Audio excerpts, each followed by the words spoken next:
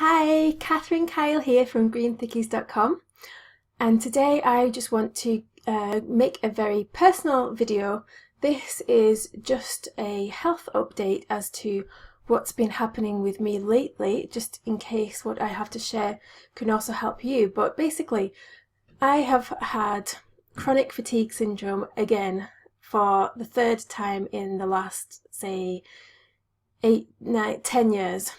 And the two previous times my chronic fatigue lasted for 2 years each, so I've lost 4 years of my life so far to chronic fatigue, and it is back again, which is not good news at all. And to be honest, it's really hard for me to share this because I promote good health, and if I'm not healthy myself, then I'm not being a very good role model, am I? So who on earth would listen to me if I'm not walking the walk and talking the talk, so to speak?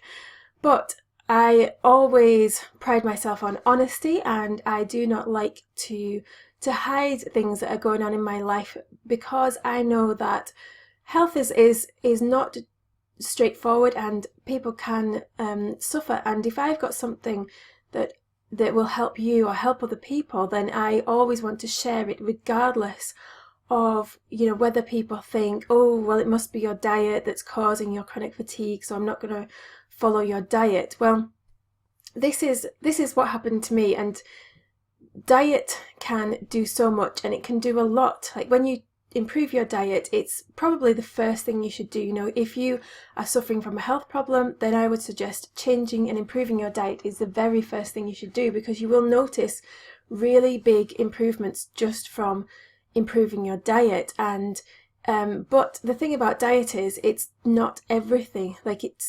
There's still a lot of other things that impact on the body and cause health problems that are nothing to do with diet. So I am going to share with you why I think my chronic fatigue came back and what I'm doing about it, and hopefully that will help you as well. So I've had 2 really good healthy years where I felt full of energy and I felt really well. And I've been, going to the gym, doing exercise, feeling good, feeling happy, healthy. And I've been very happy that I've had those 2 good years. And I have, let's think now, over Christmas, I had 2 months where I put myself under an incredible amount of stress. So my body was completely impacted on stress, so much that I just wasn't coping with this stress, and it was completely self-inflicted, which makes this all worse, because I feel a bit silly for doing this now, despite other people telling me to slow down and stop and rest. I did not listen, because if you're the type of person who, I was reading this book lately, and she said if you're the type of person to get chronic fatigue syndrome, if that's the kind of thing that you get plagued with, then it's often because of your personality, because you're the type of person who pushes themselves to their absolute breaking point, and you break your own body. Like, you put yourself under too much stress. You may be very ambitious with your work. You might be ambitious at the gym with your fitness, and you just keep pushing, and you can't relax, and you can't switch off, and you can't wind down and give your body that rest that it really needs. So that's definitely me. And although I was wary of my previous chronic fatigue, for some reason I just I set an unrealistic work deadline. I said, this week worth of webinars is going to be, this is happening, and I didn't have the time to do it.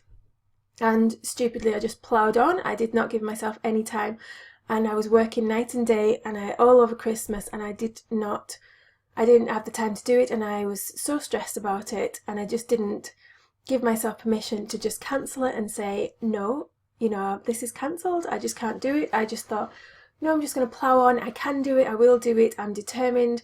And yes, I got it done, but at the expense of my own health. So I was under so much stress that I just wasn't sleeping. I had insomnia every night. And I recognise now that I'm the type of person who doesn't like to set deadlines. I always like to, and one of these annoying people that, if you get an assignment, I do it straight away. I'm not a last minute person. I don't leave things to the last minute because I get too stressed with it. if I get a project, I start it straight away and then I finish and I feel really good and I can relax knowing that that's finished. So I have to recognise in the future that I can't do that. I just can't set deadlines for things before work is finished. I have to finish the work first, enjoy the process, and then relax in the knowledge that it's all finished and I can do it when I want to, because I'm a bit too much of a hard worker. I don't allow myself to stop, and I need to stop. So that was one thing. I had 2 months of chronic stress and I wasn't sleeping at all. I couldn't sleep. I had I don't sleep great as it is, but I had awful insomnia. I was just, maybe getting 1 or 2 hours sleep every night for that 2 months, and it was just ridiculous, and I could feel my body wearing down. And to top it all off, I decided that this chocolate addiction had got the better of me, and I was going to give up chocolate in January. So the whole of December I just binged on chocolate. I must have eaten like a box of chocolate every single day, which was stupid looking back. I don't know what possessed me to do that, but I just wasn't thinking, I suppose. I just thought, well, I'm giving it up, so I might as well make the most eating this chocolate while I've still got it. But of course, that is a very long time to be binging on junk food, and that can do a lot of damage to your already weakened body by stress. So that was another stupid thing, and my body doesn't really handle refined sugar very well at all. So guess what? My body started failing me, and then I realised that I've got 2 implants on the front due to an accident I had when I was 8. They got knocked, and I've got 2 implants there on the front, and the gum above it started feeling really tender, and I thought, I think I've got an infection. So I went to the dentist and they said, sure enough, you have, he said, yes, you've got an infection. This was the first dentist, and he said, it's probably not severe, just wait and see if it heals up. So I thought, oh good, wait and see if it heals.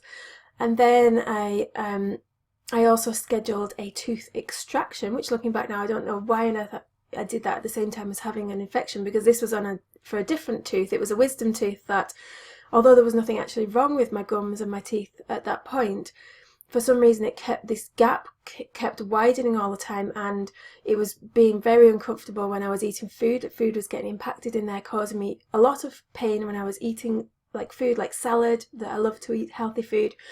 And this has been going on for years and years. They've tried so many things to fix it and they have not been able to fix it. So he said, last straw, we'll just take the tooth out. So I thought, well, finally I'll be able to eat food again without getting pain. So I decided to have the extraction, but that was a silly timing to have the extraction, because that an extraction is also major surgery, and that weakened my body even further. And usually when I've had a tooth extraction, it does weaken your body, and it takes a little bit of time to get over. Maybe takes a week of healing, maybe 2 weeks of healing. But I was exhausted. I mean, before I had that tooth extracted, I felt fine. I felt healthy. And then as soon as I had that tooth extraction, my energy completely plummeted and it just disappeared, and I had absolutely no energy. And I thought, fair enough, I'll just get over this extraction, my energy will come back. And then like 2.5 months later, my energy is still not back. So that tooth extraction really did impact on my health, and I'm going to make other videos about, and I've been reading so much, I've learned so much. I'm going to make other videos about teeth, about healthy teeth, what you can do to protect your teeth when you've already got teeth problems. I'm going to make other videos about chronic fatigue, about everything else that I've discovered, but this is just a quick health update to let you know what's been going on with me the last few months, because I've been a little bit quiet. And so I had no energy whatsoever, so I had to I went back to the dentist again, and he said, okay, your infection in your implant is still not gone, so we'll get an x-ray. They did an x-ray, said I can't see anything wrong with it, but they don't often pick up the problems on x-rays. So he said, right, go and see this other dentist who's more of a specialist on implants. So I went to see him, and he said, you've got a severe infection that's not been picked up, and you've probably had this infection for a couple of years, and it's probably spread to your bones. So I've only had the implants for a couple of years, so it's probably been there since day one. So he said you need because we can't take the implant out because it's firmly wedged in there, what we need to do to get rid of this infection is we need to do something called gum flap surgery, where they cut the top of the gum off, expose it. They use a laser to get rid of the infection, and then if needed have a bone graft and then sew the gum back on. So it's quite major surgery. So I had that surgery. For some reason I was really nervous. I don't usually get nervous before the dentist, but I did this time, and it was horrible. It was agonizing because the anesthetic didn't work. And I'll do another video about that and things I've learned about that as well, to avoid it happening to you. So yeah, that was horrible, really traumatic. And he opened up the gum and he said, "You've got no bone left, all your bone is completely gone." So they had to do a bone graft, and they put this cow bone in my body. It's so lovely. And then closed it all up, and then my face is out here swollen and for days. Funnily enough, I didn't have any pain in that area, but I did have pain in a previous extraction site, and so now looking into those issues. So yeah, it doesn't stop. There's more problems still to come, but so it's that all started healing. Had all these stitches in my mouth. I've only just been to the dentist this morning and had my stitches removed, even though they're disposable. I went back to have a look, and they removed them. So it's still healing. And I've been completely wiped out since then. That's been about 3 weeks since I had that surgery, and I've still been absolutely wiped out. And I thought I would just, when you know your own body and you think that something's not quite right here. I've had dental problems before, and it's never left me this exhausted. So I just felt like there was just something wrong that needed to be looked into a bit further.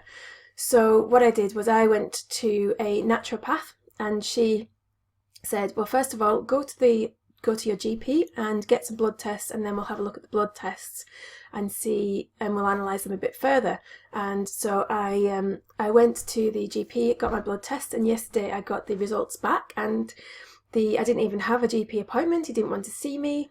He said, "There's nothing wrong with you. You don't even need an appointment." So that's what I kind of expected from the GP, to be honest, because that's the similar reaction I've had when I've had chronic fatigue. Although they did see me, I did talk to the doctor on the phone, and I said, I'm working with a naturopath now. I know there's nothing you can do for me for chronic fatigue, so I'm just going to work with a naturopath, but I want the blood test. And he said, fine. And he said he didn't want to see me. So that's fair enough. The blood test didn't come back showing anything major.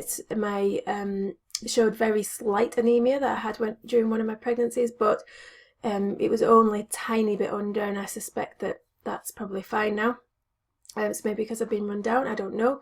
But the thing that I was really interested in was my thyroid results, because, and I've not been back to the naturopath to discuss this yet, but this is just a hunch that I have, that I have got pretty much all of the symptoms of having a underactive thyroid, and I've had these all of my life.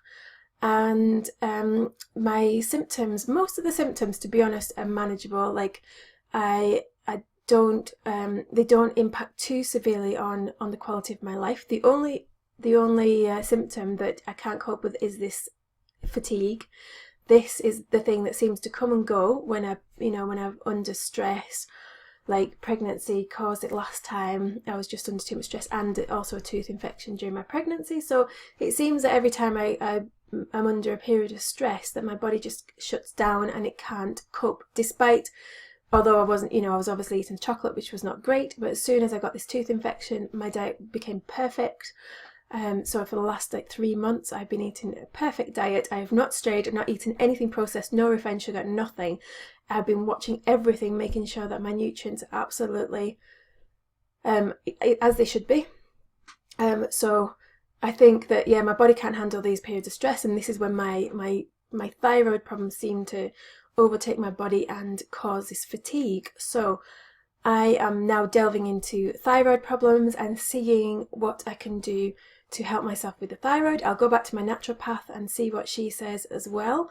But I went on to I think it's called the UK Thyroid Charity, I think it is, and looked at that to interpret my test results. And according to them, I do have an underactive thyroid. So which is what I suspected. It kind of feels like that. I'm, got all the symptoms, freezing cold all the time, my temperature doesn't regulate itself. I'm either most of the time too cold, but sometimes I get too hot, and it's just very low body temperature, much lower than it should be all the time, and all the other symptoms pretty much I've got as well, though they're manageable, just the fatigue that's not manageable. And so that's what I'm looking into at the moment. So I'm doing all this reading. I've read all this stuff about teeth, and now I'm reading all this stuff about thyroid, adrenal fatigue, chronic fatigue.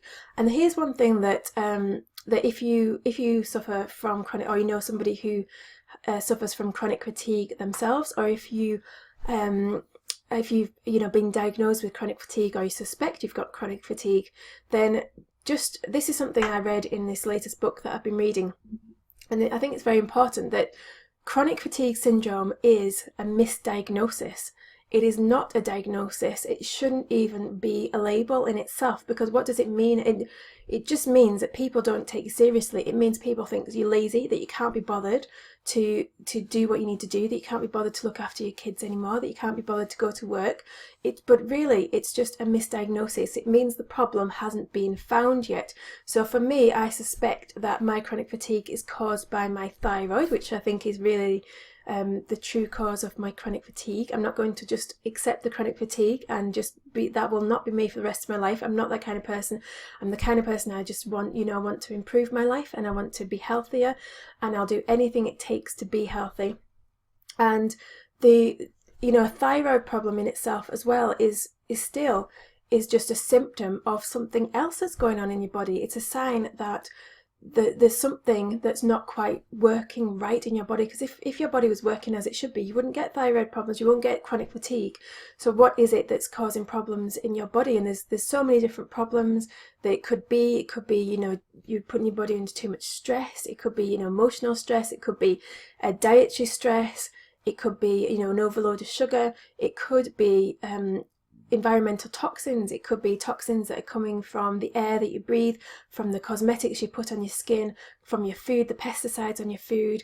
It could be things like mercury poisoning, and this is something that I have, or even lead poisoning that we get from our taps. And if you've got amalgam fillings in your mouth, like I still have amalgam fillings in my mouth, so this is something that's greatly concerning me, and something that I am going to look into. I did actually have an appointment with a holistic dentist to discuss getting them removed, and he said I have to be well before I do that, because that's it's not something that I should be stressing my body out with further at the moment. So I'm going to get well, I'm going to get my energy back, treat this heal my body of the symptoms, and then I'm going to delve deeper, get the amalgams out, and then after I've got the amalgams out, I'm going to start chelating my body and removing heavy metals from my body. And so that is going to be me. So I have got a long road ahead of me, but I'm excited actually, because even though I've been feeling terrible, it's kind of renewed my passion for health. Because sometimes when you